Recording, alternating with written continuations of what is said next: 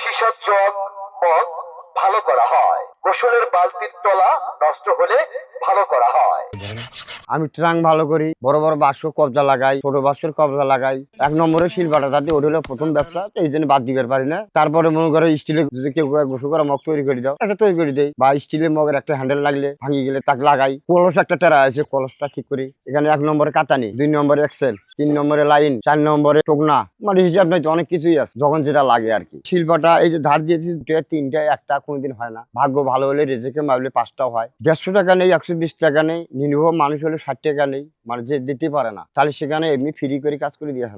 এটা আমি ধরে রাখছি কি কারণে, আমি কোনো কর্ম করতে পারি না। আমি রাইস মিল চালাতাম, এই রাইস মিল চালাই না, নিজে চা চিংড়ি নেই, গৃহস্থ যায় ভাগ নেয়। সারাদিন মেল চালাই, আমার 200 টাকা ঘুরে তুলি, চাউল তুলি, তার যা মজনে ভাগ নেয়। মুই চাই আনলু একজনের ট্রাই, তুই আছি ভাগ নিল, খাটনি করলো মুই হাওয়া থেকে কামাই গেলিস না ভাই, কিছু বেহালালি কামাই আমার দ্বারা হয় না। হালাল রোজগার করবো, আল্লাহ যদি রেজেক থাকে হবে। বেহালালি আমি খাওয়ার দরকার নেই। ওর সহজে 20 বছর আগে ধর কামলার দাম 150 টাকা কামলার দাম ছিল, তখন আমি বালতি ভালো করে গেছিলাম মাঠে। এই বেটা আমারে করলো কি, এই বালতি 100 টাকা নিচে হবে না, পেটে ভাত দমো কি আর তোক টাকা দমো কি, রাগ করি বাসায় বাচ্চা ইয়ারা করছি কি হাতের বাতি বানাইছি, কি দিয়ে কাটে, কি দিয়ে কাম করে, ওটা করতে করতে আমি নিজে বাড়িতে সবকিছু কাজ শিখছি। মানে কেটা কি কাজ দিয়ে করে কাম করে নজর দেখে দেখে আছি, এইটুকুই আমার ওস্তাদ। কষ্টটা এমন কষ্ট, মানে 10 বাড়ি ঘোরা খুবই কষ্ট। আগে কথা বলতাম, মুখে ভোল্টেজ না কম হয়েছে না ভাই, মাইক ব্যবহার করছি, 1 টাইম হরন ব্যবহার করতেছি, যাতে যেন আমার কোনো কষ্ট না হয়। আমি এই যে মাইক দিয়ে কথা বলি, সীসার জগ মগ ভালো করা হয়, গোসলের বালতির তলা নষ্ট হলে ভালো করা হয়। এখন এইভাবে হাঁটিয়ে তোরা কাজ করতে পারে না, খুব কষ্ট হয়, জীবন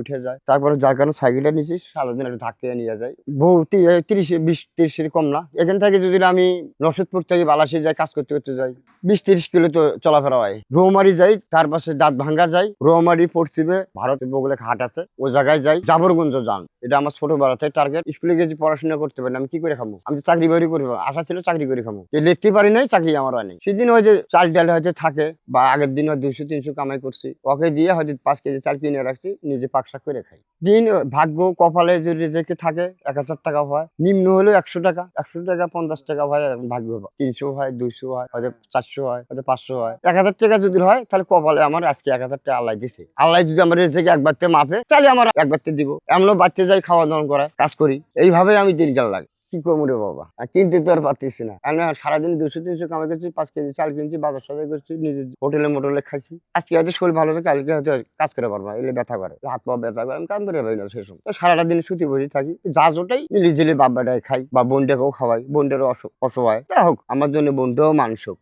ও বাবা আমি এই কাম করবো, তোমরা দোয়া করো, আমাদের পেটটা চলে। আমার তো দুনিয়াত কেউ নাই, এই কাপড় চোপড় ধোয়ার মতো ক্ষমতাও নাই, এলে তো ক্ষমতা না দুনিয়াত কাকো। নিজের জীবত মানুষ করলে আল্লাহ বেজার হয়।